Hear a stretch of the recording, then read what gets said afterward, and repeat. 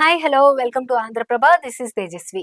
విజయ్ దేవరకొండ ఒకేసారి రెండు సినిమాలకు గ్రీన్ సిగ్నల్ ఇచ్చిన సంగతి తెలిసిందే. ఈ రెండు సినిమాలు రెండు ప్రాంతాల నేపథ్యంలో సాగబోతున్నాయి. ఒకటి గోదావరి నేపథ్యంలో, ఇంకోటి రాయలసీమ బ్యాక్ డ్రాప్ లో రాబోతున్నాయి. ఈ విషయాన్ని ఆ సినిమాల కాస్టింగ్ కాల్స్ చెబుతున్నాయి. కొన్ని రోజుల కింద దిల్ రాజు కాస్టింగ్ కాల్ కు పిలుపునిచ్చారు. విజయ్ దేవరకొండ సినిమాలో నటించడానికి ఆసక్తి ఉన్న వాళ్ళు ముందుకు రావాలనేది దాని సారాంశం. అయితే గోదావరి యాస వచ్చే వాళ్లకు ఎక్కువ ప్రాధాన్యం అనే విషయాన్ని అందులో చెప్పారు. అలా Ravikiran Kola cinema Godavari back drop తో రాబోతుందనే విషయం బయటకొచ్చింది. ఇక మైత్రి మూవీ మేకర్స్ బ్యానర్ పై సినిమాకు ఓకే చెప్పారు విజయ్ దేవరకొండ.